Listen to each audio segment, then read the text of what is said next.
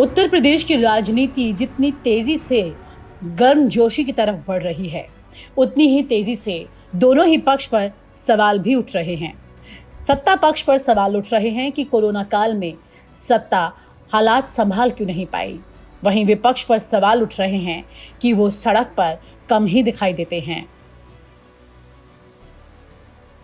आपको ये बता दें कि जिस तरह से अखिलेश यादव ने 2012 के वक्त में साइकिल भ्रमण किया था और जनता ने उनको हाथों हाथ लिया था, इस रणनीति को अखिलेश यादव किसी भी तरह से जनता तक एक बार फिर से पहुंचाना चाहते हैं।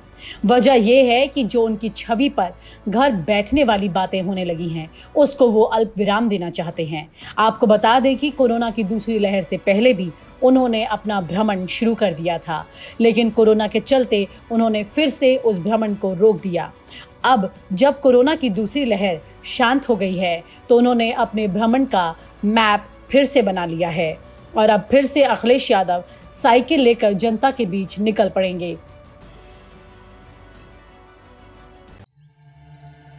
यूं ही नहीं मैं बन जाता हूं। रोज पहले किरण का छोर ढूंढने निकल जाता हूं। धूप छांव दिन रात की परवाह किए बिना पढ़ता जाता हूं। तब कहीं उस उम्दा अनुभव को दुनिया तक पहुंचा पाता हूं। यूं ही नहीं मैं रजनीगंधा बन जाता हूं। सपा सुप्रीमो अखिलेश यादव इस वक्त 2022 की रणनीति बना रहे हैं। लगातार सपा मुख्यालय पर बैठकों का सिलसिला चल रहा है। सपा अपनी ताकत को लगातार बढ़ाने की कोशिश कर रही है। सूत्र बताते हैं कि अखिलेश यादव 2022 की तैयारी के लिए साइकिल पर अकेले नहीं जाएंगे।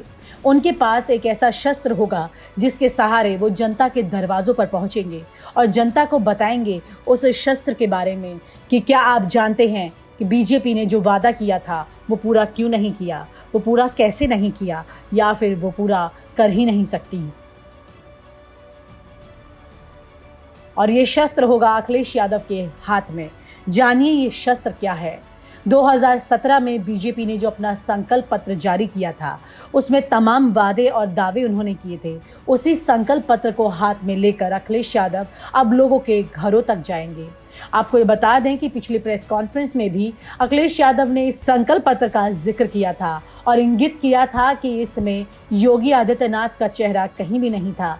तो फिर बीजेपी झूठे दावे और वादे क्यों कर रही है? वहीं पर बीजेपी ने भी अखिलेश यादव को मुंह तोड़ जवाब देने की तैयारी कर ली है। उन्होंने भी अखिलेश यादव को घेरने के लिए तमाम उन बातों को खोजना शुरू कर दिया है जिससे समाजवादी पार्टी सत्ता में वापसी ना कर सके। खैर, देखना ये होगा कि अखिलेश यादव की ये साइकिल यात्रा 2012 का वही जादू 2022 में दिखा पाती है या नहीं। और आप हमसे जुड़े रहने के लिए सब्सक्राइब करें YouTube पर, फॉलो करें Twitter पर और लाइक करें Facebook पर। और ज्यादा जानकारी के लिए न्यूज़ नशा की वेबसाइट पर जाएं। आपको टाइप करना होगा सिर्फ न्यूज़ नशा।